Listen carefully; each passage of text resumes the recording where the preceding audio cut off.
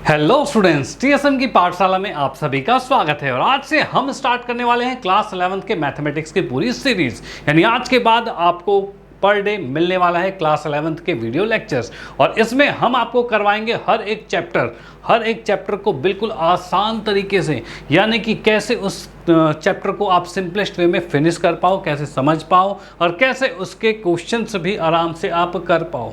देखो, मेन चीज़ ये होती है कि हर एक चैप्टर के कॉन्सेप्ट आपको अगर सही से क्लियर हो गए तो उसके बाद आपको उसके क्वेश्चंस भी बहुत इजी लगने लग जाएंगे। अब इसके लिए आपको क्या करना है, तो भाई सबसे पहले कॉन्सेप्ट समझना है। तो यानी आज के इस लेक्चर के अंदर हम करवाने वाले हैं चैप्टर नंबर फर्स्ट, सेट जो है इसके पूरे कॉन्सेप्ट को बिल्कुल क्लियर करवाने वाले हैं। यानी कि बिल्कुल स्टार्टिंग से बिल्कुल अपर लेवल तक, बेसिक से एकदम एडवांस लेवल तक हर एक चीज़ हम क्लियर करवाने वाले हैं। यानी अगर आपने आज का ये वीडियो लेक्चर पूरा देख लिया तो उसके बाद आपको कभी भी कोई दिक्कत नहीं होने वाली इस सेट चैप्टर में।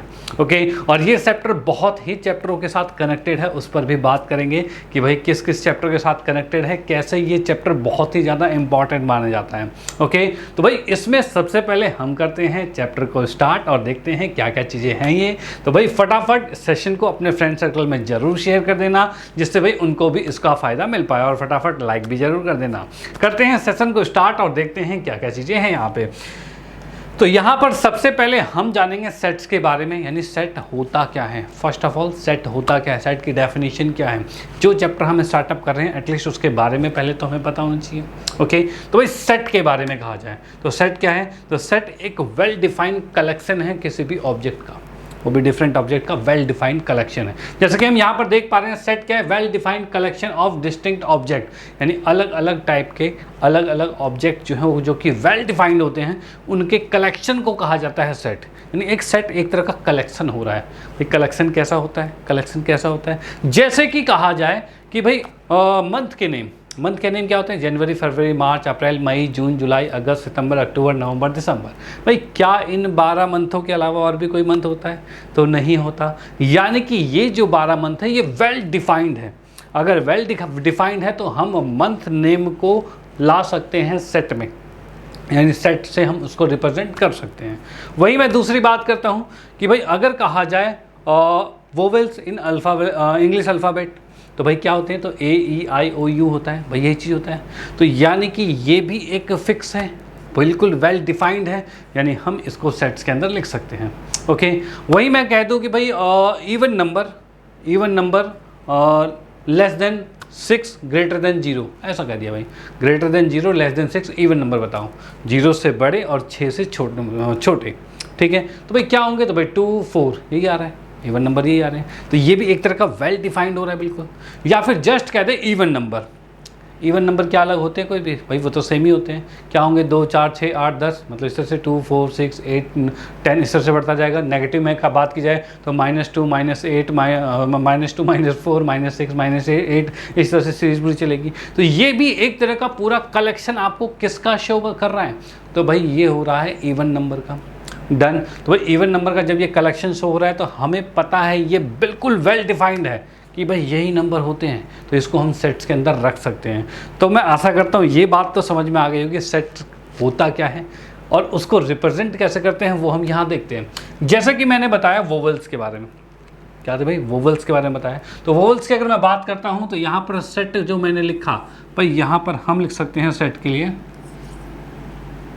एक मिनट, यहाँ पर जैसे कि सेट की हम बात करते हैं तो सेट को हमेशा कैपिटल लेटर में ही डिनोट किया जाता है, याद रखना। सेट को हमेशा कैपिटल लेटर में डिनोट किया जाता है, सेट का जो नाम है वो कैपिटल में लिखेंगे।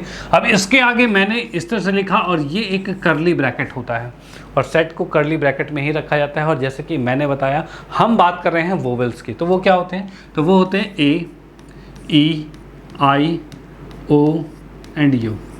भाई ये जो हमारे पास 1, 2, 3, 4, 5 कैरेक्टर्स हैं जो कि वोवेल्स हैं, और ये भी प्रॉपर डिफाइंड होते हैं कि यही होते हैं वो। ठीक है, तो हम इसको लिख सकते हैं कि भाई ये एक सेट है, ये एक कलेक्शन है वोवेल्स एलिमेंट के। यानी ये आपको जो सेट दिख रहा है इसके अंदर ये जो है ये कर्ली ब्रैकेट्स हैं साइड में, इसके अंदर जो भी एक एक नंबर्स आपको या फिर अल्फ़ाबेट्स दिख रहे हैं, ठीक है, ये इसे क्या कहते हैं, ये ऑब्जेक्ट कहलाएंगे, या फिर हम इसे एलिमेंट्स भी कहते हैं। डन। या फिर ये ऑब्जेक्ट होगा या फिर एलिमेंट होगा। ओके चलो भाई ठीक है। तो यानी कि हम देख सकते हैं ये बाहर वाला कर्ली ब्रैकेट, ये एलिमेंट, इस तरीके की चीज़ें हो गई। अब देखो हम इसमें कुछ बातें देखते हैं जहाँ पर थोड़े आप लोग फंस जाते हो, और फंस कैसे जाते हो तो उसको देखते हैं। तो भाई मेन चीज़ ये है कि अगर मैं कहूँ कि एक बी सेट है जिसमें कि आपको दे रखा है क्या, तो भाई 2, 4 एंड 6 दे रखा है, ठीक है। एक सी सेट है, ये आपको दे रखा है 2 और 4 दे रखा है, ठीक है। यानी हम एक बात तो समझ गए कि भाई सेट के अंदर ये एलिमेंट्स होते हैं, ठीक है। चलो भाई अब उसके बाद मैं कहता हूँ कि सी सेट, सी तो हो गया, अब डी पर आते हैं। एक डी सेट है जिसके अंदर मैंने लिख दिया बी और मैंने लिख दिया सी, भाई ऐसा कुछ लिख दिया। अब बताओ क्या ये सेट है, तो भाई बिल्कुल सेट है। इस सेट के अकॉर्डिंग बी और सी इसके एलिमेंट है, बी और सी इसके एलिमेंट है। डन। क्या इसको मैं ऐसे भी लिख सकता हूँ, तो भाई यहाँ पर बी के एलिमेंट, बी तो हमारा कुछ ऐसा था, यानी कि इसको हम लिख सकते हैं क्या 2, 4, 6 और यहाँ पर 2, 4। यानी कि याद रखना बिल्कुल, एक सेट के अंदर इस तरह के सेट्स भी हो सकते हैं। क्यों? क्योंकि ये भी वेल डिफाइंड थे, बिल्कुल ये पहले से ही सेट है, मतलब वेल डिफाइन है, तो इसको हम अंदर रख सकते हैं। अब इस बड़े वाले सेट यानी कि डी की बात करें तो डी के लिए 2 ही एलिमेंट है, ओनली 2 एलिमेंट्स, एक एलिमेंट ये है और एक एलिमेंट ये है। डन। अगर आपसे पूछा जाए डी में कितने एलिमेंट्स हैं तो ये 2 एलिमेंट्स की ही बात करेंगे, और ये चीज़ थोड़ी पसंद नहीं आती, लेकिन ये चीज़ें में फंसते हो, लेकिन अब नहीं फंसोगे, अब कोई दिक्कत नहीं होने वाली, क्योंकि भाई आप समझ चुके हो कि इसके अंदर भी हम सेट रख सकते हैं। डन, कोई दिक्कत नहीं है। चलो भाई ठीक है, तो फिलहाल हमने ये बात बिल्कुल समझ ली है कि सेट होता कैसे है, क्या है, और उसको हम रिप्रेजेंट कैसे करते हैं, कैसे दिखाते हैं उसे। ओके चलते हैं नेक्स्ट पेज पे और देखते हैं आगे क्या है। आगे की बात करते हैं तो यहाँ पर हमारे पास है कार्डिनल नंबर या ऑर्डर की बात करें, यानी कोई भी सेट जो होता है उसका कार्डिनल नंबर क्या होता है, उसके ऑर्डर क्या होते हैं। डन। चलो भाई ठीक है, उस बारे में बात करते हैं। अब मैं इस जैसा कि यहाँ पर देख पा रहा हूँ कि कार्डिनल नंबर क्या है, number of element in the set. Set के अंदर जो नंबर ऑफ एलिमेंट्स होते हैं उसे कहा जाता है उसका क्या है, कार्डिनली नंबर, ठीक है। यानी उसका कार्डिनल नंबर जो है वो उसके नंबर ऑफ एलिमेंट से हमें पता चलता है। अब ये कैसे होता है, तो यहाँ पर हम बात करते हैं, जैसे कि ए सेट हमारे पास है, हमने थोड़ी देर पहले भी लिया था, कोई बात नहीं, अभी कुछ और ले लिया, 1, 2, 3 ले लिया हमने, ये ए सेट हो गया। ओके, एक हमने बी सेट ले लिया, ये हमारे पास क्या है, तो 2 और 6, बस ये ले लिया, कोई बात नहीं, ठीक है। अब अगर कहा जाए भाई बताओ ए का कार्डिनली नंबर क्या है या ऑर्डर क्या है, तो इसको रिप्रेजेंट करने का तरीका, यानी जो हमारे पास कार्डिनल नंबर है उसको दिखाने का तरीका क्या होता है, तो उसका ये होता है कि हम उसको ओ ए की फॉर्म में लिखते हैं, ऑर्डर ऑफ ए लिख सकते हैं, या नंबर ऑफ ए लिख सकते हैं, या फिर मॉडुलस ए लिख सकते हैं।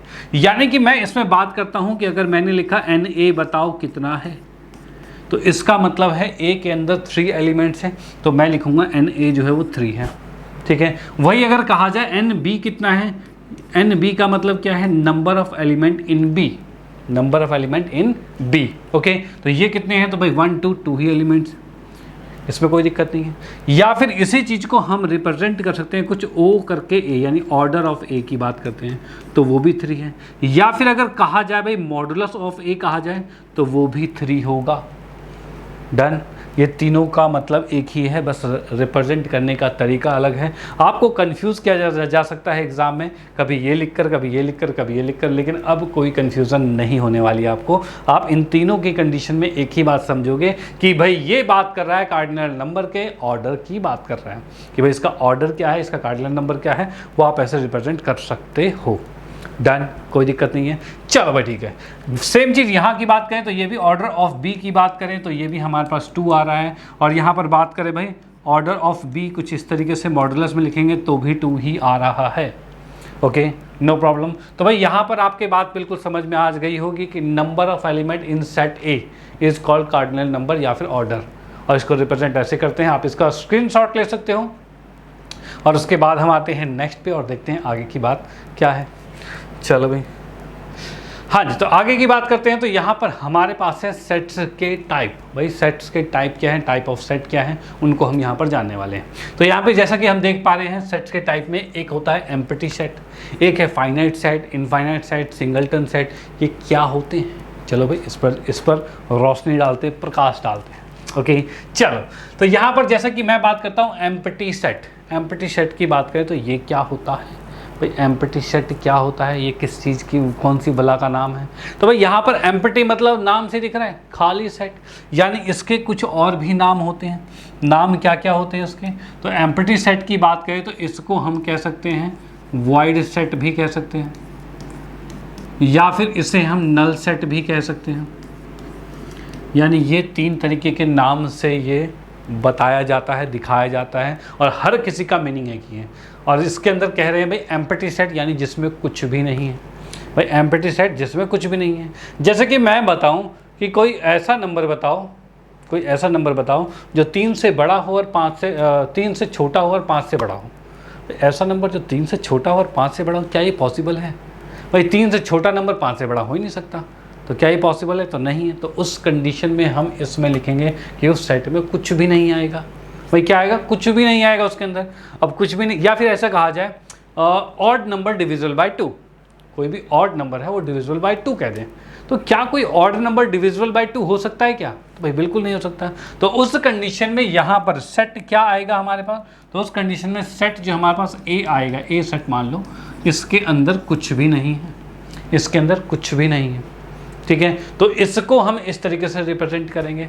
या फिर इसको दिखाने का एक और तरीका है, वो ये है कि इसको हम लिखते हैं फाई।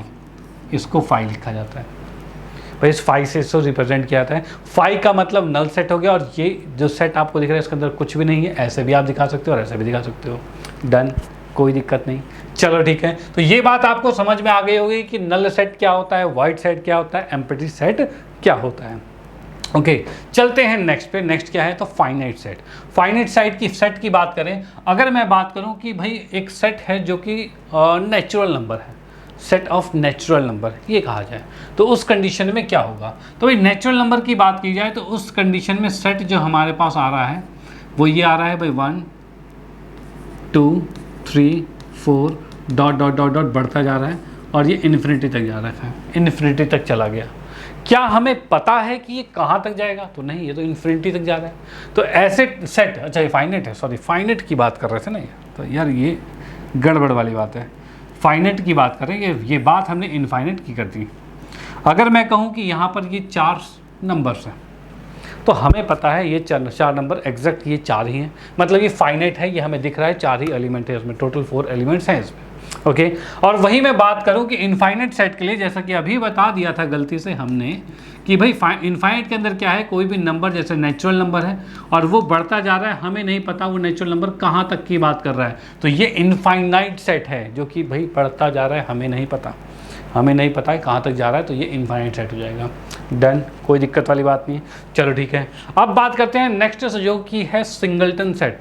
सिंगलटन सेट का मतलब होता है ऐसा सेट जिसमें सिर्फ एक ही एलिमेंट हो, ऐसा सेट जिसमें सिर्फ एक ही एलिमेंट हो उसे सिंगलटन सेट कहते हैं। जैसे कि मान लो कि मैंने एक सेट लिखा और जिसमें सिर्फ 2 लिखा हुआ है, भाई क्या ये अकेला चीज़ है, 2 लिखा हुआ है, एक ही एलिमेंट है, यानी इसे हम सिंगलटन सेट भी कहेंगे। ओके, यानी एक चीज़ याद रखना, सिंगलटन सेट यानी उसका ऑर्डर क्या होगा, उसका ऑर्डर सिर्फ 1 होगा, उसका नंबर ऑफ एलिमेंट 1 है, यानी कि सिंगलटन सेट की बात करें तो ये हमेशा क्या होगा, NA = में 1 रहेगा, यानी इसके अंदर नंबर ऑफ एलिमेंट 1 ही रहेंगे, याद रखना। ओके डन, इस तरह से आप समझ पाओगे कि भाई सिंगलटन सेट क्या होता है। ओके चले नेक्स्ट पे, तो इसका भी स्क्रीनशॉट ले लो। चलते हैं नेक्स्ट पे। अगला है हमारे पास इक्विवेलेंट सेट, ना कि इक्वल सेट, ये इक्विवेलेंट सेट है। इक्विवेलेंट सेट की बात करा जाए तो इसका मतलब ये होता है कि अगर कोई भी 2 सेट उसके नंबर ऑफ एलिमेंट इक्वल हो जाए, अगर कोई भी 2 सेट है उनके नंबर ऑफ एलिमेंट इक्वल हो जाए, then both sets are equivalent set, ये होने वाले हैं। ठीक है, यानी हम कह सकते हैं if number of element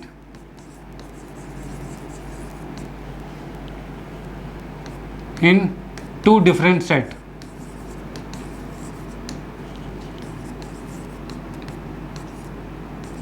is equal, अगर नंबर ऑफ एलिमेंट दो डिफरेंट सेट में इक्वल होते हैं तो उस कंडीशन में क्या होगा, then they are equivalent set. ये चीज़ है, इसको आप नोट कर सकते हो। ओके, यानी कि कोई भी दो सेट है उनके नंबर ऑफ एलिमेंट अगर इक्वल होंगे तो इक्विवेलेंट सेट होंगे। ओके, तो उस कंडीशन में हम क्या करें भाई, तो यहाँ पर जैसे कि एक एग्जांपल ले लेते हैं। तो एग्जांपल की मैं बात करता हूँ कि कोई ए सेट है जो कि लिखा है 1 2 एंड 3, ये लिखा हुआ है, और कोई बी सेट जो है वो हमने देखा है भाई वो है ए बी और सी है, और ये दो सेट है। ठीक है, अब यहाँ पर हम देख पा रहे हैं एन ए कितना है, यानी number of element in A कितने हैं, तो 3 है। भाई number of element in B कितने हैं, तो ये भी 3 है। ठीक है, तो इस कंडीशन में हम लिखेंगे then A and B both are equivalent set.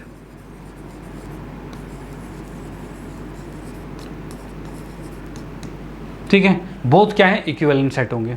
Done, तो इस बात को आप नोट कर सकते हो कि भाई इक्विवेलेंट सेट क्या है। ओके, तो याद रखना n A equal to n B रहेगा, यानी कोई भी दो एलिमेंट अगर उनके ऑर्डर सेम है तो इसका मतलब वो इक्विवेलेंट सेट होगा। डन, चलते हैं नेक्स्ट पे और देखते हैं आगे। अगला हमारे पास है इक्वल सेट। इक्वल सेट क्या होता है? अब इक्वल सेट की बात करें तो इक्वल सेट ऐसे दो सेट इक्वल होंगे जिनके एलिमेंट सारे सेम होंगे। अगर सारे एलिमेंट सेम हैं तो वो इक्वल हैं, अदरवाइज नहीं होंगे इक्वल। डन, तो उसके लिए मैं यहाँ पर लिख सकता हूँ कि भाई एक सेट मैंने ए लिखा जो कि है 1 2 3, और एक दूसरा सेट बी है जिसमें हम लिख सकते हैं, मान लो मैंने 3 2 1 लिख दिया। अब बोलोगे सर ये तो आगे पीछे हो गया, तो यही चीज़ है, सेट्स में कभी भी ऑर्डर का कोई मतलब नहीं। ऑर्डर अगर आगे पीछे हो जाते हैं, ऑर्डर का मतलब क्या है, 1 2 3 3 2 1 इस कंडीशन में लिखा आ जाए, ठीक है, तो इससे कोई फर्क नहीं पड़ता। बस हमें ये देखना है कि ए सेट के अंदर जो जो एलिमेंट थे क्या वो सारे एलिमेंट बी में हैं। तो भाई यहाँ देखा हमने 1 2 3 है, इसमें भी 3 2 1 है, यानी ये सारे एलिमेंट इसमें अवेलेबल हैं। अगर ऐसा है तो उस कंडीशन में ये दोनों सेट जो होंगे वो इक्वल होंगे, यानी दोनों सेट सेम होंगे। डन, तो इसीलिए यहाँ पर इक्वल सेट हो गया। ओके, तो इक्वल सेट का मतलब क्या हो रहा है कि भाई दो सेट्स हैं उनके सारे एलिमेंट एग्जैक्टली सेम होंगे। ओके, अब एक चीज़ ध्यान रखना, जरूरी नहीं इक्विवेलेंट सेट वाला इक्वल रहे। देखो अभी की कंडीशन में कहूँ तो क्या ये एन ए जो है इक्वल टू एन बी है, तो भाई हाँ ये एन बी है, n equal to n B है, यानी ये सेट जो आपको ए और बी दिख रहा है ये इक्विवेलेंट सेट भी है और इक्वल सेट भी है, दोनों ही है।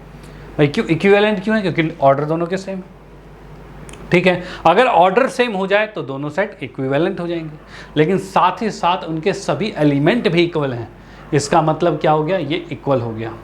ओके, तो यानी एक चीज़ कंफर्म होती है, इक्वल सेट इक्विवेलेंट भी होते हैं, लेकिन इक्विवेलेंट इक्वल नहीं होते, जरूरी नहीं कि इक्वल हों। ओके, डन, चलो ठीक है, तो भाई इसको आप नोट कर सकते हो। चलते हैं इसके बाद हम नेक्स्ट पे और देखते हैं आगे की बात। तो भाई यहाँ पर हम देख रहे हैं नेक्स्ट वाले में क्या, तो भाई सबसेट और प्रॉपर सबसेट, इनको देखने वाले हैं। तो सबसे मोस्ट इंपॉर्टेंट भाई इस चैप्टर में आपका सबसेट एक मोस्ट इंपॉर्टेंट चीज़ है। तो भाई सबसेट होता क्या है? तो सबसेट की बात करें तो भाई क्या है, तो सबसेट का मतलब ये है कि अगर आपके पास कोई दो सेट हैं और पहले सेट के सारे एलिमेंट अगर सेकंड वाले सेट में अवेलेबल हैं, क्या बोल रहा हूँ, पहले वाले के सारे एलिमेंट सेकंड सेट में अवेलेबल हैं, तो पहला दूसरे का सबसेट है। और देखिए यहाँ पर एग्जाम्पल की हम बात करते हैं यहाँ पर, तो एग्जाम्पल मैंने कुछ इस तरीके से लिखा, ये है भाई कि अगर एक सेट आपको दिया हुआ है 1 2 एंड 3, और वहीं मैं कहूँ बी सेट आपको दे रखा है 1 2 3 4 5, ये कुछ दे रखा है। अब मुझे बताइए क्या ए के सारे एलिमेंट बी में अवेलेबल हैं? तो भाई हाँ अवेलेबल हैं। भाई ए के सारे एलिमेंट अगर बी में अवेलेबल हैं, इसका मतलब ये हो गया कि A is a subset of B. Done, चलो भाई ठीक है, ए के सारे एलिमेंट बी में अवेलेबल हैं तो हमने लिख दिया कि A is a subset of B. कोई दिक्कत वाली बात नहीं, ये चीज़ें कंफर्म हो गई हैं। चलो ठीक है, तो भाई ये यहाँ पर आ गया है, तो लेकिन इसको रिप्रेजेंट कैसे करते हैं, लिखते कैसे हैं, दिखाते कैसे हैं, तो उसके लिए कहा जाए तो भाई यहाँ पर हम देखते हैं A is a subset of B। भाई कुछ ऐसा होगा, A B का सबसेट है, A के सारे एलिमेंट B में अवेलेबल है, तो ये सबसेट का साइन है। डन, कोई दिक्कत वाली बात नहीं है। चलो भाई ठीक है, ये चीज़ कंफर्म होती है यहाँ पर। अब इसके बाद हम सबसेट से रिलेटेड कुछ और कॉन्सेप्ट को देखते हैं जो कि आपके पूछ ही लिए जाते हैं और आप कंफ्यूज हो जाओगे। अब देखिए पूछ क्या लिए जाते हैं, तो इसका आप स्क्रीनशॉट ले लो, फिर मैं थोड़ा इरेज करके फिर बताता हूँ चीज़ें, ठीक है। जैसे कि मैं कहूँ कि भाई ये इसको मैंने इरेज किया और इसको इरेज किया, और मैं आपको बता देता हूँ कि भाई ए के बताओ कितने सबसेट बन पाएंगे और कौन कौन से सबसेट बनेंगे। ए जो आपका सेट दे रखा है इसके कितने सबसेट और कौन कौन से सबसेट बनेंगे, तो भाई ये कैसे पता चलेगा। तो भाई मैं इसमें बनाते जाता हूँ, आप देखते जाइए। क्या 1 जो है, क्या 1 इस ए का सबसेट है, तो भाई हाँ। क्यों? क्योंकि इस सेट के अंदर एक ही एलिमेंट 1 है और वो इसके अंदर अवेलेबल है, यानी ये इसका सबसेट है। ओके, अगर मैं कहूँ इसी तरीके से 2 और इसी तरीके से कहा जाए तो 3, भाई ये तीनों इसके सबसेट हैं। चलो भाई ठीक है। नेक्स्ट की बात मैं करूं तो क्या 1 2 इसका सबसेट है, तो भाई हाँ 1 2 भी इसके अंदर अवेलेबल है, ये भी इसका सबसेट है। वहीं मैं बात करूं क्या 2 3 ए का सबसेट है, तो भाई हाँ 2 3 भी इसका सबसेट है, ठीक है। नेक्स्ट की हम बात करें क्या 1 3 इसका सबसेट है, तो भाई हाँ 1 3 भी इसका सबसेट है। क्या इसी को उल्टा करके मैं लिख सकता हूँ 3 1, क्या उल्टा करके इसी को 3 1 लिख सकता हूँ, 3 1 है। तो भाई एक चीज़ याद रखना कि ये दोनों सेम ही सेट हैं, क्योंकि इसमें भी 1 3 है, 3 1 है, उल्टा करके कुछ नहीं चलता यहाँ पर एलिमेंट देखते हैं आगे पीछे से कोई फ़र्क नहीं पड़ता, यानी आप इसको नहीं लिख सकते क्योंकि आप ये पहले ही लिख चुके हो। ओके, तो भाई इसको मैं यहाँ पर हमने डिलीट किया, भाई इसको हटाया यहाँ से, ठीक है। अब आते हैं नेक्स्ट पे। भाई ये तो इतने हो गए, और भी कोई है कि जो सबसेट बन सकते हैं, तो भाई और की बात मैं करता हूँ तो यहाँ पर भाई खाली वाला सेट, खाली मतलब कुछ भी नहीं, याद रखना कुछ भी नहीं, यानी कि जो फाई होता है, जो नल सेट होता है, जो एम्प्टी सेट था, ये हर किसी का सबसेट होता है, ये हर किसी का सबसेट होता है। तो यहाँ पर भी ये इसका सबसेट भी होगा। ओके, चलो ठीक है। और एक और चीज़ यहाँ पर देखिए, क्या 1 2 3 ये इसका सबसेट है, क्या ये इसका सबसेट है, तो भाई हाँ ये भी इसका सबसेट है। ओके, तो हम यहाँ पर देख रहे हैं एक एक कितने, ये जो ए आपका एलिमेंट सेट था इसके कितने सबसेट बन चुके हैं। तो यहाँ मैं देख पा रहा हूँ 1 2 3 4 5 6 7 8, भाई टोटल 8 सबसेट बन चुके हैं किसके, ए सेट के। ए सेट के 8 सबसेट बन चुके हैं, इसमें कोई दुविधा वाली बात नहीं है। डन। तो यहाँ से एक चीज़ आप बिल्कुल ध्यान से याद रखना, क्या कि भाई यहाँ पर नंबर ऑफ, ये मैं स्टार में बना देता हूँ अलग से, number of subset, number of subset of any set A equals to क्या होगा, भाई नंबर ऑफ सबसेट कितने होंगे।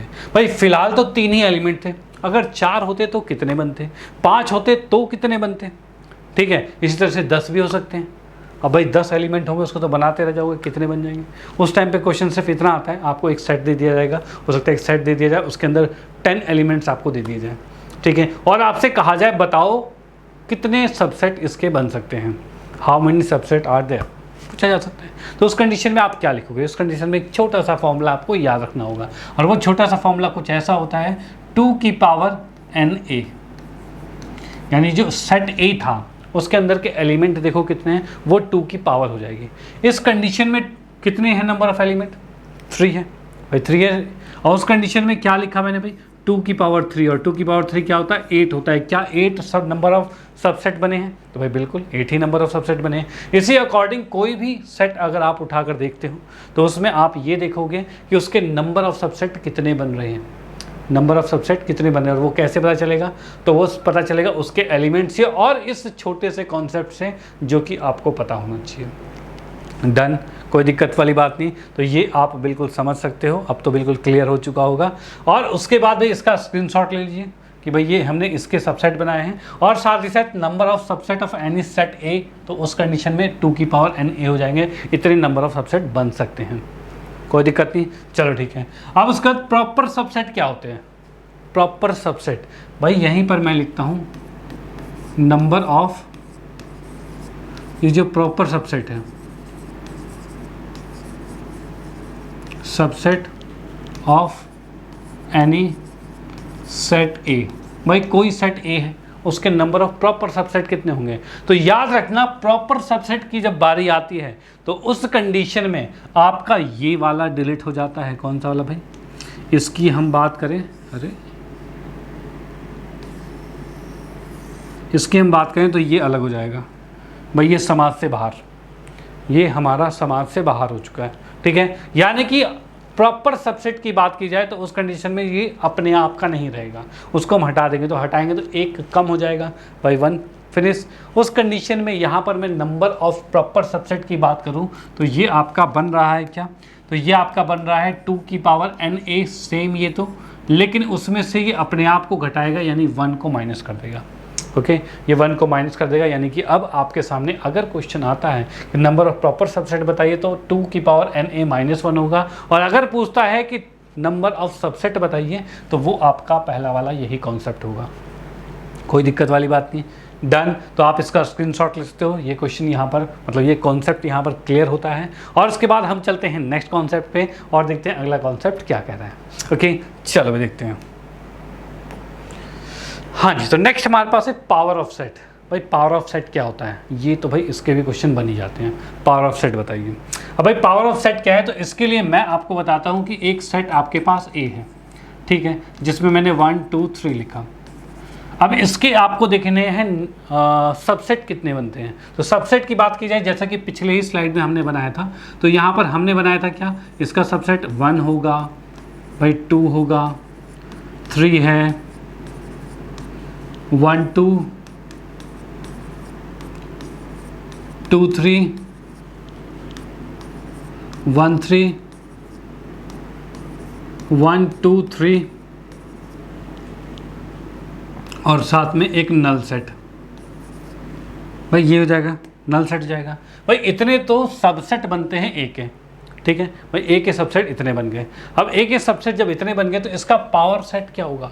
पावर सेट क्या होता है?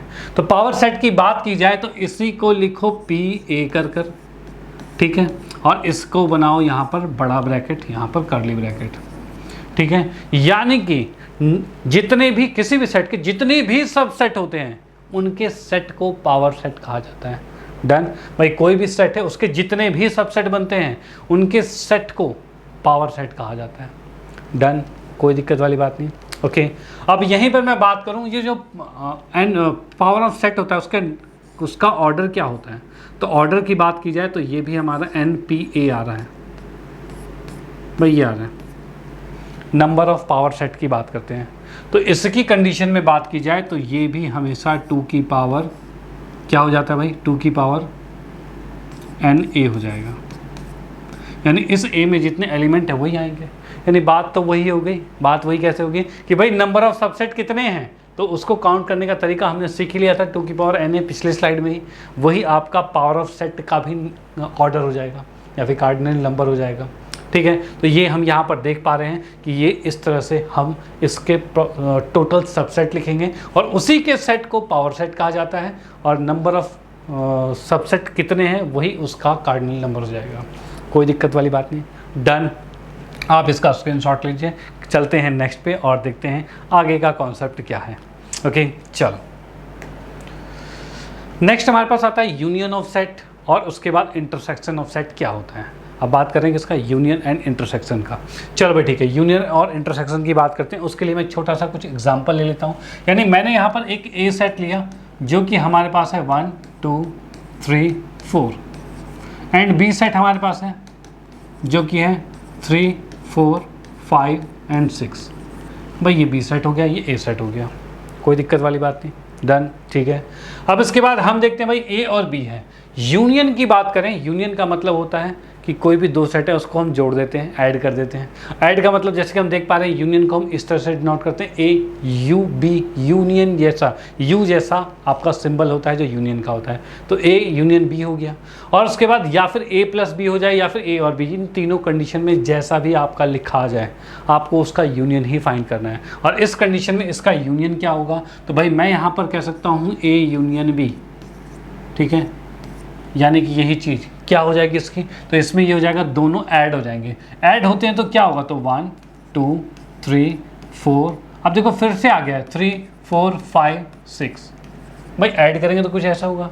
लेकिन जैसा मैं थोड़ी देर पहले भी बता चुका हूँ, क्या बता चुका हूँ कि भाई कि कोई भी एलिमेंट इसका रिपीट नहीं होगा, ये एलिमेंट हमेशा डिस्टिंक्ट रहेंगे। फर्स्ट डेफिनेशन में ही बताया था, सेट के डेफिनेशन में ही बताया गया था कि भाई एलिमेंट हमेशा डिस्टिंक्ट रहेंगे, सेम एलिमेंट नहीं हो सकते। तो उस कंडीशन में क्या होगा, तो उस कंडीशन में भाई ये कुछ होगा कि इन दोनों को मुझे इरेज करना पड़ेगा, भाई मिटाना पड़ेगा। तो इसको हम प्रॉपर सही तरीके से लिख देते हैं, ये आ गया 5 और 6। यानी एक चीज़ याद रखना, जो भी एलिमेंट रिपीट हो रहे हैं उसको एक ही बार लिखना है, एक ही बार लिख के आप वहाँ लिख दोगे तो ये इसका यूनियन आ जाएगा। डन, एक ही बार लिखना है और वो इसका यूनियन आ गया। ओके चलो ठीक है। तो अब आपको मैं बता सकता हूँ कि भाई यूनियन को हम ऐसे भी लिखें चाहे ये लिखें, यानी कि इसका A यूनियन B का, A+B का या A और B का, सबका आंसर सेम है 1 2 3 4 5 और 6। भाई ये सबका आंसर है। मैं इस नीचे वाले को इरेज कर देता हूँ, ठीक है। यहाँ पर यूनियन लिखा रहा है, प्लस लिखा रहा है, चाहे और लिखा रहा है, सबका आंसर सेम है जो कि आपके सामने ये है गया। डन। अब बात करते हैं इंटरसेक्शन की, बात करते हैं इंटरसेक्शन का सिंबल क्या होता है। तो इसका सिंबल होता है U को उल्टा कर दो, ये सिंबल हो जाता है। और इंटरसेक्शन का मतलब होता है जो चीज़ें कॉमन होती है उसे इंटरसेक्शन कहा जाता है। डन। अब कॉमन वाली चीज़ें, तो इनमें कॉमन क्या है, तो कॉमन की मैं बात करता हूँ तो इस सेट, दोनों सेट के अंदर कॉमन में 3 और 4 दोनों में ही अवेलेबल है, 3 और 4 दोनों में ही अवेलेबल है। अब जब दोनों में अवेलेबल है तो उसको हम लिख सकते हैं, तो वही लिख दिया हमने, 3 और 4 आ गया, ठीक है भाई 3 और 4 यहाँ पर आ गया, और 3 और 4 इसमें कॉमन आ गया, तो इसी को कहा जाता है इंटरसेक्शन, ठीक है। इसको कहा था इंटरसेक्शन, जो कि हमने यहाँ पर लिख दिया। अब इसके सिंबल की बात की जाए तो इसको A इंटरसेक्शन भी कुछ ऐसा लिख सकते हैं, A भी कुछ ऐसा भी लिख सकते हैं, या फिर A एंड B कुछ ऐसा लिख सकते हैं। इन तीनों में से किसी तरीके का भी आपके सामने लिखा हुआ पाया जाता है तो उस कंडीशन पे आप उसमें आंसर यही लिखोगे। ओके, मोस्टली चीज़ें ये हैं कि अगर शुरू के ये जो दो सिम्बल्स की मैं बात करता हूँ, यानी कि इसकी बात करूँ या फिर मैं इसकी बात करूं, आपके सामने ये आएगा तब तो फटाफट कर दोगे, ठीक है। लेकिन जैसे ये कुछ लिखे आएंगे तो आप कंफ्यूज हो जाओगे। लेकिन अब के बाद नहीं, अब के बाद कंफ्यूजन की कोई सवाल ही नहीं, क्योंकि मैंने आपको ये चीज़ें क्लियर कर दी है कि अगर एग्जामिनर आपको कंफ्यूज करने लगे कोई दिक्कत नहीं, आप हो ही नहीं सकते कंफ्यूज, क्योंकि आप हमारे साथ हो और हम आपको ऐसे ऐसे कॉन्सेप्ट बताएंगे, ऐसे ऐसे तरीके बताएंगे कि आप कहीं नहीं फंसोगे। ओके, तो यहाँ पर हमने देखा A+B कहो चाहे A और B कहो सेम यही आंसर आ रहा है, या AB कहो या A एंड B कहो यही सेम आंसर आ रहा है, कोई दिक्कत नहीं। डन, स्क्रीनशॉट लो, चलते हैं नेक्स्ट पे और देखते हैं आगे क्या है। हाँ जी, आगे की बात करें तो डिफरेंस ऑफ टू सेट, कोई भी दो सेट हैं उसके डिफरेंस की हम बात करते हैं, उनका डिफरेंस कैसे निकाला जाता है। तो डिफरेंस की बात फिर से मैं कोई दो सेट लेता हूँ, दो सेट मतलब कैसा ले लिया भाई, मैंने इसमें ले लिया एक A सेट ले लिया जो कि 1 2 3 4 लिया, और दूसरा सेट भाई B सेट ले लिया मैंने जो कि लिख दिया मैंने 3 4 5 6, भाई ये दो सेट मैंने ले लिया। ओके, अब भाई बात होती है यहाँ पर कि A-B निकालो, क्या होता है A-B क्या होता है। तो मैं आपको एक पहले सीधे बताता हूँ, फिर हम आते हैं फॉर्मूले के तरीके से, ठीक है। देखो क्या है, A में से जब B को माइनस करोगे तो भाई माइनस से क्या होता है, भाई माइनस करेंगे तो इसके पास देखो, अगर किसी में से कुछ घटाना है तो आप उसको कम कर सकते हो, यानी A को कम कर सकते हो। तो A में से जब B माइनस करोगे तो क्या माइनस होगा, तो सिर्फ ये 3 4 ही माइनस हो सकता है, यानी जो दोनों में कॉमन है सिर्फ वही माइनस होगा, एक्स्ट्रा चीज़ माइनस नहीं हो सकती। तो यानी A में से जब B माइनस करोगे तो ये 3 4 माइनस जाएगा, 1 2 बच जाएगा, यानी इस कंडीशन पे A-B जो होगा वो आपका सिर्फ आएगा 1 2, भाई ये चीज़ आएगा, A-B जो है वो 1 2 आएगा। डन। तो यहाँ पर मैंने देखा A-B जो 1 2 आया, तो मतलब ये कैसे आया, कैसे ये आया, तो भाई यहाँ देखो A- में इनका इंटरसेक्शन, और ये जो दो सेट हैं इनका इंटरसेक्शन देखा तो 3 और 4 था, उसको हमने ए में से माइनस कर दिया, इसी को कहा जाता है ए माइनस बी। डन, इसी को कहा जाता है ए माइनस बी। वही हम बात करें कि बी माइनस ए की बात करें तो भाई बी माइनस ए की बात करें तो बी माइनस ए अगर मैं लिखता हूँ तो इसका इंटरसेक्शन 3 4 है, इंटरसेक्शन 3 4 है। इसको अगर बी में से माइनस करें तो 3 4 हट जाएगा, सिर्फ 5 6 बचेगा, सिर्फ 5 6 बचेगा। यानी अगर मैं बी में से ए को माइनस कर रहा हूँ तो उस कंडीशन में ये सिर्फ 3 4 को ही तो माइनस कर सकते हैं, 5 6 इसमें है तो नहीं, 1 2 इसमें से माइनस तो नहीं करेगा। ठीक है, इस कंडीशन में भाई क्या है, बी में से इसका इंटरसेक्शन माइनस करना है। बी सेट हमारा 3 4 5 6 था और इंटरसेक्शन 3 4 था, तो बस वही माइनस हो सकता है, बचा 5 6, कोई दिक्कत नहीं। डन, चलो ठीक है, आप इसका स्क्रीनशॉट लो। अब चलते हैं नेक्स्ट पे और देखते हैं आगे। नेक्स्ट आता है डिसजॉइंट सेट। डिसजॉइंट सेट का मतलब क्या होता है? तो डिसजॉइंट सेट की बात करें तो ऐसे दो सेट जिसमें कुछ भी कॉमन ना हो तो उसे डिसजॉइंट सेट कहा जाता है।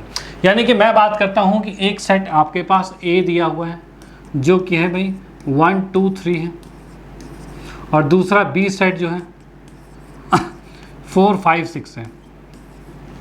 अब मैं कहूं कि ए इंटरसेक्शन बी क्या होगा, तो इंटरसेक्शन का मतलब दोनों में जो चीज़ें कॉमन होती है उसे लिखा जाता है। और फिलहाल हम यहाँ पर देख पा रहे हैं इन दोनों में कुछ भी कॉमन नहीं है। अब कुछ भी कॉमन नहीं, इसका मतलब इसके सेट के अंदर कुछ भी नहीं आ पाया, और जिसके सेट में कुछ भी नहीं आता उसे क्या कहते हैं, तो उसे इस तरीके से लिख दो, या फिर उसे फाई कहते हैं, जो कि हमारे पास यहाँ था। ठीक है, उसको हम फाई कहते हैं। ओके, तो यहाँ पर आप देख सकते हो कि डिसजॉइंट सेट क्या है और बिल्कुल समझ चुके होंगे। चलते हैं नेक्स्ट पे और देखते हैं आगे क्या होता है, भाई अगला वाला क्या कहता है। कुछ इंपॉर्टेंट नोट की बात करें। इंपॉर्टेंट नोट क्या है भाई, किस तरीके से हैं, तो भाई यहाँ की मैं बात करूँ तो यहाँ पर ए यूनियन ए, भाई क्या है, ए यूनियन ए, ये क्या होता है, यानी कि कोई सेट है उसका खुद के साथ ही यूनियन कर दो। तो खुद के साथ ही अगर जोड़ते हो, जैसे कि मान लो कि ए सेट आपके पास है और ये है 1 2, ठीक है, इसमें ए को ही जोड़ दो तो फिर से 1 2 आएगा, लेकिन रिपीटेड तो नहीं लिख सकते, वो तो खुद ही 1 2 ही आएगा। तो इस कंडीशन में ए यूनियन ए, सेम का अगर यूनियन करते हो तो वो सिर्फ ए ही आएगा, मतलब वही सेम आ जाएगा। ओके, अगर मैं ए यूनियन फाई करूं, यानी इसके साथ में ऐड करता हूं दूसरा जो कि क्या है, जिसमें कुछ भी नहीं है, अब इसको ऐड करें तो कुछ भी नहीं जुड़ेगा, यानी वो 1 2 ही रह जाएगा। तो उस कंडीशन में क्या है, ए यूनियन फाई जो होता है वो ए ही होता है। ओके, डन, ठीक है। अब उसके बाद नेक्स्ट क्या है, ए इंटरसेक्शन ए की बात करें। इंटरसेक्शन ए और ए में क्या कॉमन है, अब भाई ए ये है और एक और ए मैंने सेम यही लिख दिया, भाई कॉमन क्या होगा, तो भाई जो दोनों सेम ही है तो सेम पूरा कॉमन हो जाएगा, यानी इनका इंटरसेक्शन भी ए ही होता है। ठीक है, अब नेक्स्ट है ए इंटरसेक्शन फाई, यानी ए के साथ ये जो फाई हमारे पास है इसमें क्या कॉमन है इन दोनों के साथ, तो भाई कुछ भी कॉमन नहीं है, नथिंग इज कॉमन। ठीक है, अब जब कुछ भी कॉमन नहीं मतलब वो खाली हो गया, दैट इज फाई, भाई खाली मतलब फाई हो गया। ओके, चलो ठीक है। नेक्स्ट हमारे पास है ए यूनियन बी और बी यूनियन ए, यानी कि अगर मैंने ए लिखा है और ये लिखा बी, अब मैं कहूँ ए यूनियन बी क्या होगा, तो ये दोनों एडअप हो जाते हैं और ये 1 2 3 हो जाएगा। ठीक है, और अगर बी यूनियन ए लिखा जाए तब भी वो सेम ही रहेगा, इसके साथ इसको करें तब भी वो सेम, ये 1 2 3 ही आएगा हमारे पास, यानी दोनों में कोई फ़र्क नहीं, दोनों सेम है। तो वही चीज़ यहाँ पर है, ए यूनियन बी करो या बी यूनियन ए करो, सेम बात है। वहीं अगर मैं इंटरसेक्शन की बात करूँ तो इसमें इंटरसेक्शन कहा जाए तो ए इंटरसेक्शन बी करो तो कितना आएगा, इंटरसेक्शन में देखा जाए तो इसमें कॉमन क्या है, 2 है, तो ये 2 आ गया। और या फिर बी इंटरसेक्शन ए कहूँ वो भी सेम, इसका इंटरसेक्शन करोगे ए और बी और ए का तब भी तो 2 ही कॉमन है, कुछ अलग थोड़ी कॉमन आ जाएगा, वही कॉमन आएगा ना। तो भाई वही यहाँ पर कॉमन है, वो हमने यहाँ पर लिख दिया। Okay, done. अब चलते हैं नेक्स्ट पर। नेक्स्ट में क्या है, ए माइनस बी और बी माइनस ए, इसकी बात करें तो याद रखना ए माइनस बी और बी माइनस ए क्या ये बराबर होंगे, क्या ये बराबर होंगे, तो भाई यहाँ पर जैसा कि मैं देख पा रहा हूँ a माइनस बी किया जाए तो a में से b माइनस करोगे तो भाई ये 2 माइनस हो सकता है, यानी कि a माइनस बी तो आ रहा है 1, और b माइनस a क्या आ रहा है, भाई b में से a को माइनस करेंगे तो 3 आएगा। क्या ये सेम है, तो ये सेम बिल्कुल भी नहीं है, और जब ये सेम नहीं होगा यानी ये याद रखना a माइनस बी कभी भी b माइनस ए कभी कभी हो सकता है, नॉर्मली ये कभी भी बराबर नहीं होगा। ठीक है, डन। तो इसको आप नोट कर सकते हो, स्क्रीनशॉट ले सकते हो, ये इंपॉर्टेंट फैक्ट्स हैं जो कि आपको पता होना चाहिए। ओके चलो भाई, उसके बाद हम चलते हैं नेक्स्ट पे और देखते हैं अगली स्लाइड। अगली स्लाइड की बात करें तो सुपर सेट की बात करें। सुपर सेट क्या होता है? तो सुपर सेट की मैं बात करता हूँ तो यहाँ पर जैसे कि हमारे पास एक सेट ए सेट है, ठीक है, और वो बी का सबसेट है। ए सेट जो है वो बी का सबसेट है, ए के सारे एलिमेंट बी में अवेलेबल है। ओके तो यहाँ पर हम कहेंगे ए तो बी का सबसेट है, बी जो है वो सुपर सेट हो जाएगा, बी जो है वो सुपर सेट हो जाएगा। डन, इसको नोट कर लो। चलते हैं नेक्स्ट पे। तो भाई चलते हैं नेक्स्ट पे और देखते हैं आगे का। तो यहाँ पर हमारे पास क्या है, तो अगला आता है यूनिवर्सल सेट। अभी यूनिवर्सल सेट क्या होता है? तो यूनिवर्सल सेट का मतलब ये होता है कोई एक सेट आपके पास है, ठीक है, और बाकी के सारे सेट्स उसके अंदर एग्जिस्ट कर रहे हैं, यानी सारे सेट्स एक सेट के सबसेट बन रहे हैं। उस कंडीशन पे क्या हो जाएगा, वो जो एक सेट है ना जिसके सारे सेट सबसेट बन रहे हैं, तो वो जो बड़ा वाला सेट आपके पास था वो आपका है यूनिवर्सल सेट। फॉर एग्जांपल हम देखते हैं, जैसे कि हमने पहले लिखा नंबर सिस्टम के अकॉर्डिंग। नंबर सिस्टम में क्या होता है, रियल नंबर, ये सबसे बड़ा। रियल नंबर में क्या होते हैं, पॉइंट वाले नंबर भी होते हैं, ठीक है, डेसिमल वाले भी, डेसिमल पॉइंट वही हो गया, और भाई फ्रैक्शन भी रहेंगे, रूट्स भी रहेंगे, माइनस में रहेंगे, प्लस में रहेंगे, नॉर्मल नंबर्स भी, सारे नंबर्स होते हैं। तो वहीं कहा जाए क्या रियल नंबर के का जो कोई रियल नंबर है जिसे मैंने आर से डिनोट किया, क्या इंटीजर इसका सबसेट है? तो भाई हाँ, इंटीजर रियल नंबर का सबसेट होता है। नेक्स्ट हम देखते हैं क्या नेचुरल नंबर सबसेट है रियल नंबर का? तो भाई हाँ होता है। क्या होल नंबर जो होता है वो सबसेट है रियल नंबर का? तो भाई हाँ है, ठीक है। क्या रैशनल नंबर सबसेट है रियल नंबर का? तो भाई है। यानी इन सभी नंबर के लिए एक बड़ा वाला सेट क्या है? तो भाई बड़े वाले सेट की बात की जाए तो रियल नंबर, तो रियल नंबर इन सभी नंबर्स के लिए क्या हो रहा है, यूनिवर्सल सेट बन रहा है। क्या बन रहा है, यूनिवर्सल सेट। वैसे जनरली एक छोटा मोटा जो क्वेश्चन आते हैं, क्वेश्चन की बात करें तो जैसे कि मैंने कहा ए सेट आपको दे रखा है जो कि है 1 2 3 4 5 एंड 6, और यहाँ पर एक बी सेट है जिसकी बात करूँ तो ये 1 2 है, और सी सेट है जो कि मान लो 3 4 है, एंड डी सेट है जो कि है 5 एंड 6 है, ठीक है। अब यहाँ पे कहा जाए क्या बी ए का सबसेट है? तो भाई हाँ है, बी के सारे एलिमेंट ए में अवेलेबल हैं, सी के सारे एलिमेंट ए में अवेलेबल हैं, डी के सारे एलिमेंट ए में अवेलेबल है, यानी कि ए सेट जो है वो बी सी डी के लिए क्या बन गया है, तो भाई यूनिवर्सल सेट बन गया है। यानी यूनिवर्सल का मतलब क्या हो गया, पूरा जिसमें सब कुछ हो जाए, सब कुछ उसी के अंदर आ जाए, तो उसे यूनिवर्सल सेट कहा जाएगा। डन, कोई दिक्कत नहीं।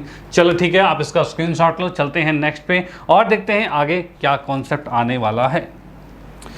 हाँ जी, तो अगले की बात करें तो नेक्स्ट हमारे पास आता है complement of set. Complement of set क्या होता है? अब देखो पहली बात, कॉम्प्लीमेंट को कैसे दिखाया जाता है, तो यहाँ पर हम ए के पावर जैसा है वो सी लिख देंगे, यानी ये कॉम्प्लीमेंट ऑफ ए बताएगा, या फिर ए डैश लिखा जाएगा तो वो भी कॉम्प्लीमेंट बताएगा, या ए के ऊपर ये बार जैसा साइन होगा तो ये भी कॉम्प्लीमेंट सेट को ही रिप्रेजेंट करता है। अब ये कॉम्प्लीमेंट होता क्या है? फॉर एग्जाम्पल जैसे कि मैंने कहा अभी ए सेट आपके पास एक है, ए की जगह मैं इसको यू डिनोट कर देता हूं,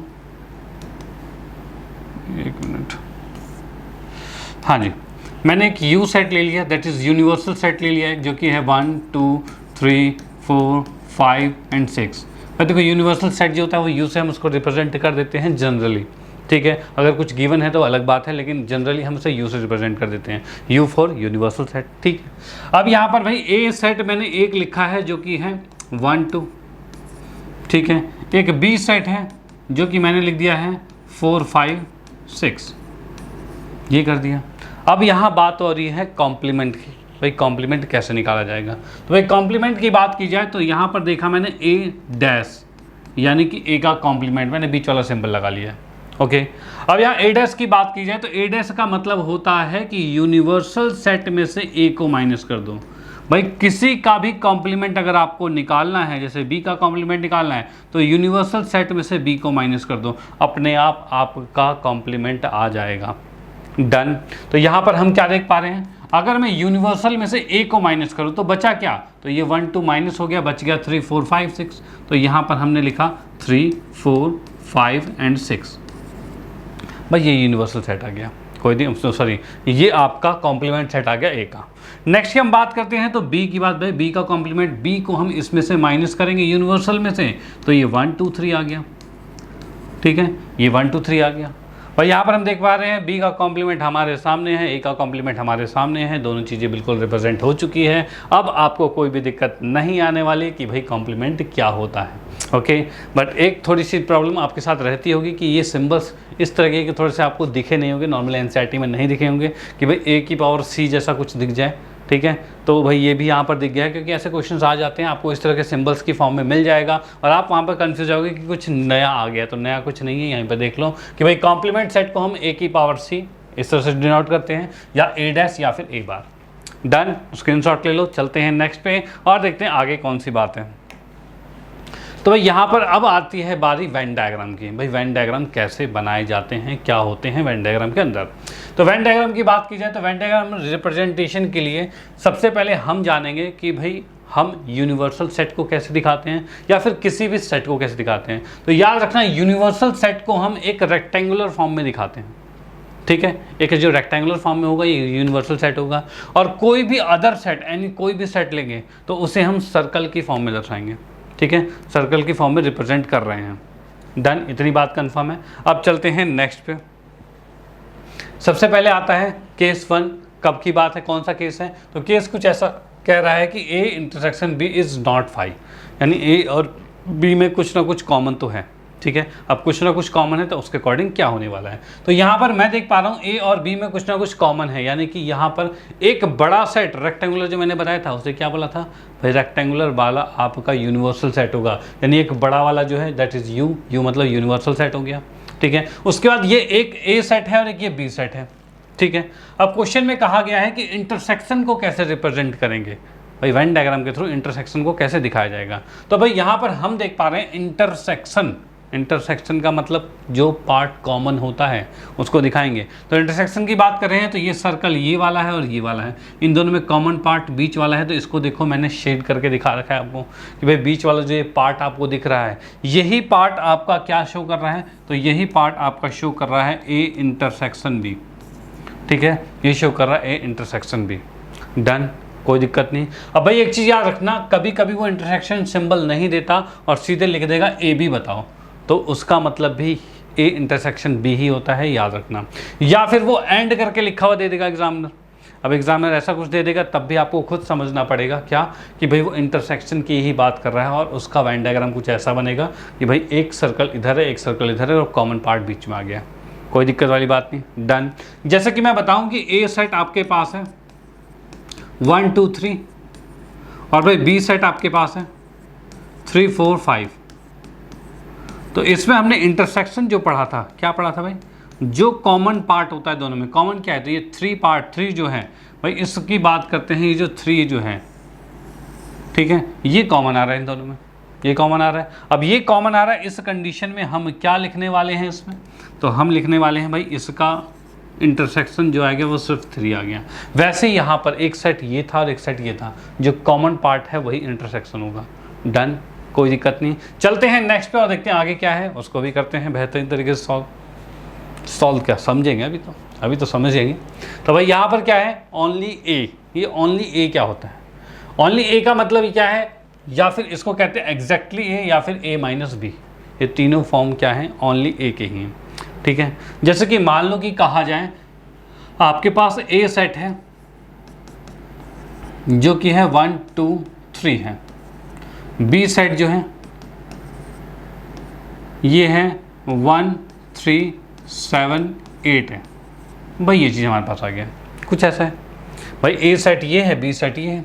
ठीक है, अब क्वेश्चन में ये कहा गया ओनली ए, यानी ऐसे नंबर बताओ जो सिर्फ ए है, उसके अलावा कुछ भी नहीं है। ठीक है, सिर्फ ए है, तो उसको हम कैसे रिप्रेजेंट करेंगे, तो ए में से बी को माइनस करना पड़ेगा।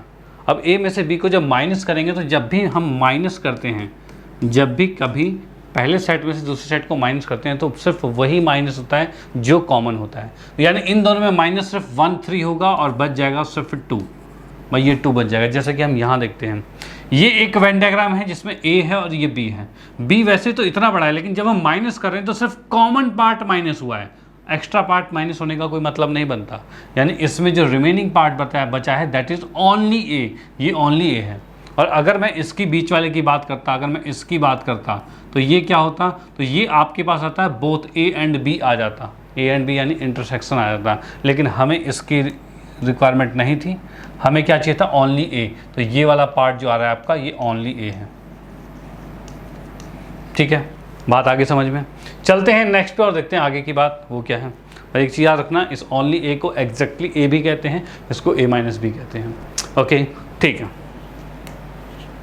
नेक्स्ट हमारे पास है ओनली बी और एग्जैक्टली बी और बी माइनस सी। सेम बात यहाँ पर हो रही है भाई, सेम बात क्या हो रही है, अब की बार कहा है ओनली बी, यानी कि सिर्फ बी वाले को रखेंगे, ए को हटा देंगे, ए के साथ जो कॉमन पार्ट है वो भी हटा देंगे, सिर्फ ये साइड वाला पार्ट बच जाएगा, इसे ओनली बी कहा जाएगा।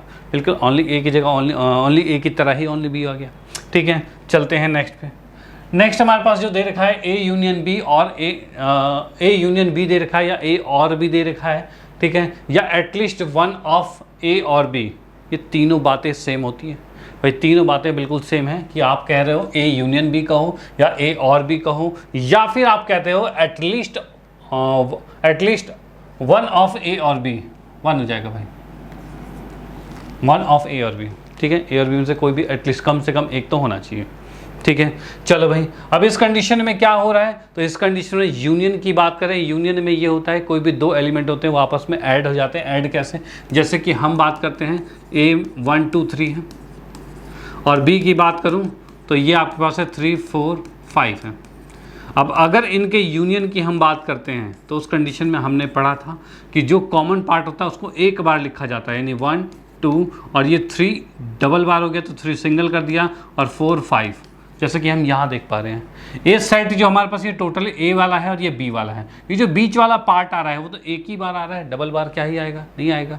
ठीक है, तो यानी हम देख पा रहे हैं इसके अकॉर्डिंग, जैसे कि ये 1 है, ये 2 है और ये 3 है, और ये 4 है और ये 5 है, तो 3 तो एक ही बार काउंट हो रहा है, और इसका यूनियन क्या आ रहा है, तो 1 2 3 4 5 आ रहा है, जो कि यहाँ पर आपके सामने शो हो रहा है।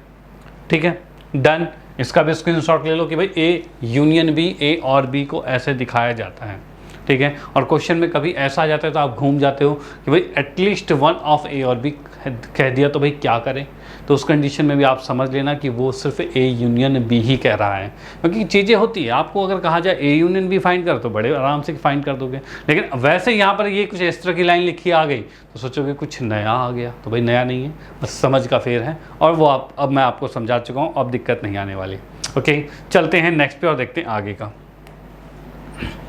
जैसे लिखा हुआ है ए बार, यानी कि एक कॉम्प्लीमेंट की बात करें, तो जैसे हम यहाँ पर देख पा रहे हैं ये पूरा एक यूनिवर्सल सेट है। ठीक है, मैंने बताया था कि कभी भी हम जब कॉम्प्लीमेंट फाइंड करते थे तो यूनिवर्सल सेट में से अगर मैं ए को माइनस कर दूं, भाई यूनिवर्सल सेट में से अगर ए को माइनस कर दूं तो उसे कहा जाता है ए का कॉम्प्लीमेंट। ठीक है, अब वही चीज़ यहाँ पर हो रही है कि यूनिवर्सल सेट पूरा है, ये ए और बी है, तो मुझे कोई बी से मतलब नहीं, भाई कहा गया ए का कॉम्प्लीमेंट, यानी ए नहीं होना चाहिए, तो ए को पूरे में से माइनस कर दिया, देखो इसको हटा दिया, जो बाकी बाहर का शेडेड रीजन है वही आपका ए कॉम्प्लीमेंट है।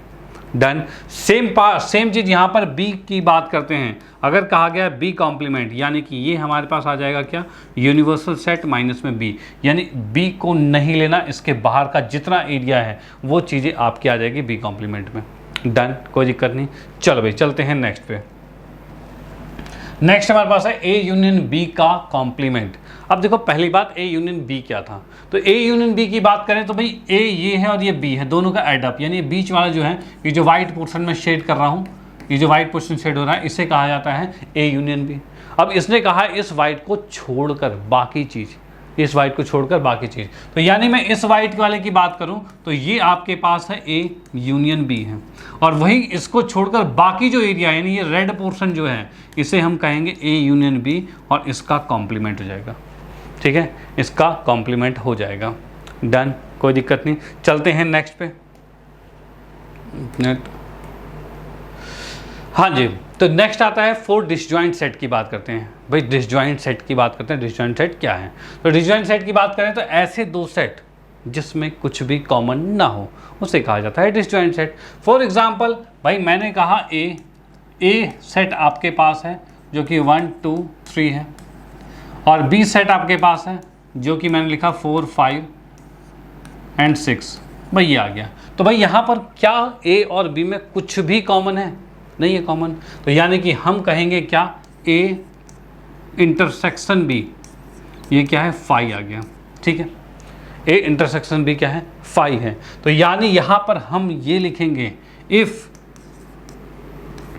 ए इंटरसेक्शन बी इज फाई, अगर कोई भी दो सेट है उसका इंटरसेक्शन फाई होता है, then A and B are क्या हो रहे हैं, डिसजॉइंट सेट।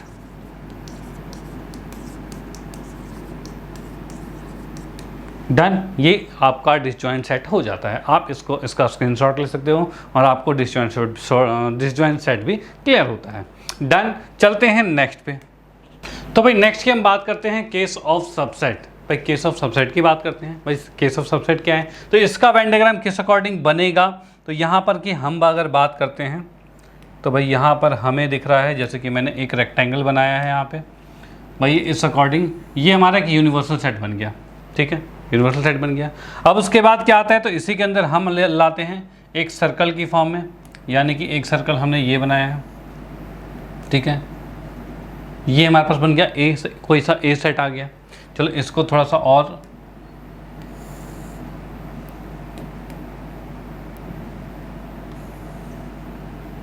ठीक है भाई, ये हमने ए सेट बना दिया। यहाँ पर मैंने लिख दिया भाई कि ये है हमारे पास ए सेट है और ये वाला एक यूनिवर्सल सेट है, और इसी के अंदर अगर मैं एक दूसरा सेट बनाता हूँ, दूसरा सेट कैसा बना दिया भाई, तो दूसरा सेट मैंने बना दिया इसी के अंदर ये छोटा सा सेट, और इसको बना दिया हमने बी सेट। ठीक है, अब देखिए हो क्या रहा है, ए के अंदर बी अवेलेबल है, क्या ए के अंदर पूरा सारा बी है, तो भाई हाँ है सारा बी। यानी इस अकॉर्डिंग हम यहाँ पर लिख सकते हैं क्या कि भाई B is a subset of A. भाई बी के सारे एलिमेंट, बी पूरा का पूरा ए के अंदर ही है, यानी कि बी जो है वो ए का सबसेट है। तो यहाँ पर सबसेट क्या होता है, जब भी हम सबसेट की बात करते हैं तो ये जो ऊपर जो सुपर सेट होता है उसके अंदर पूरा बी इंक्लूड होता है, खत्म, अंदर पूरा होता है, यानी पूरा ए है उसके अंदर भी आ जाएगा। डन, कोई दिक्कत नहीं है भाई, बिल्कुल फाइन। चलो भाई ठीक है, यहाँ पर ये भी केस थर्ड भी हमारा फिनिश होता है, और इस तरह के जो आपके वेन डायग्राम से रिलेटेड क्वेश्चंस जो हैं वो इससे बड़े आराम से बन जाएंगे। यानी अब आपको दिक्कत नहीं आने वाली, देखते आप समझ जाओगे वेन डायग्राम किस अकॉर्डिंग बन रहा है या बना हुआ आता है, तो आप समझ पाओगे उसे देख कर कि भाई किसकी बात कर रहा है, ये किस रिलेशन की बात कर रहा है। ओके, चलते हैं नेक्स्ट पे, और नेक्स्ट आपका है डी मॉर्गन्स लॉ। भाई डी मॉर्गन्स लॉ है और इसके बिहाफ पर भी क्वेश्चंस बन जाते हैं। कहने का मतलब कि ऐसा कुछ आपका दिया जाता है और फॉर्मूले इससे दूसरा कन्वर्ट हो रहा है। कन्वर्ट का मतलब कुछ ऐसा है कि भाई ए यूनियन बी का जो कॉम्प्लीमेंट होता है वो क्या होता है, तो भाई वो होता है ए कॉम्प्लीमेंट और बी कॉम्प्लीमेंट का इंटरसेक्शन। यानी कि ये क्या है, यू लिखा हुआ है कब, जब पूरे पे बार है। भाई क्या, ए और बी दोनों पे पूरे पे बार है, तो स्माइल वाला यू है। अब दोनों में क्या कर दिया गया, लड़ाई हो गई, दोनों दूर दूर हो गए, यानी दोनों में अलग अलग बार हो गया, तो हुआ क्या, दोनों का मुंह फिर डाउन हो गया, दैट इज इंटरसेक्शन। भाई वो इंटरसेक्शन में आ गया, यानी पहले यूनियन था अभी इंटरसेक्शन में आ गया। सेम चीज़ दूसरे में है कि अगर यहाँ पर इंटरसेक्शन में पूरा बार है, यानी कि कॉम्प्लीमेंट है उसका, और उसको अलग अलग कर दोगे तो वो यूनियन में कन्वर्ट हो जाएगा। यानी इतनी सी बात है। ठीक है, अगर ए और बी आप लेते हो पूरे का कॉम्प्लीमेंट है, और अगर उसको अलग अलग कॉम्प्लीमेंट कर दो और फिर देखोगे साइन तो वो उल्टा हो जाएगा। तो यानी ये रिलेशन आपको पता होना चाहिए, जब क्वेश्चन में आए तो आप बड़े प्यार से इसको लगा पाओ। ठीक है, अब भाई इसके बाद क्या है, तो जब ये लेक्चर हमारा फिनिश होगा उसके बाद नेक्स्ट क्लास में हम देखेंगे इसके मोस्ट इंपॉर्टेंट क्वेश्चन जो मोस्टली आपके एग्ज़ाम में पूछे ही जाते हैं, उसको भी देखना बिल्कुल मत भूलना।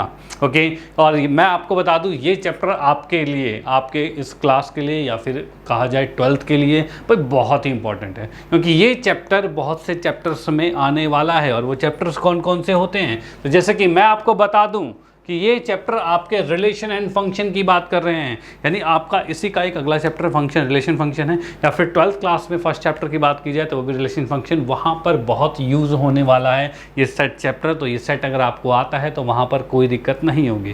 भाई नॉर्मली ये होता है कि आप वहाँ समझते हो कि भाई मुझे समझ में नहीं आ रहा, वो चैप्टर नहीं हो रहा, लेकिन मेन बात होती है आपको बेसिक नहीं पता, सेट्स के बारे में नहीं पता, लेकिन अगर आपने ये लेक्चर पूरा देख लिया तो उसके बाद अब आपको कोई दिक्कत नहीं होने वाली।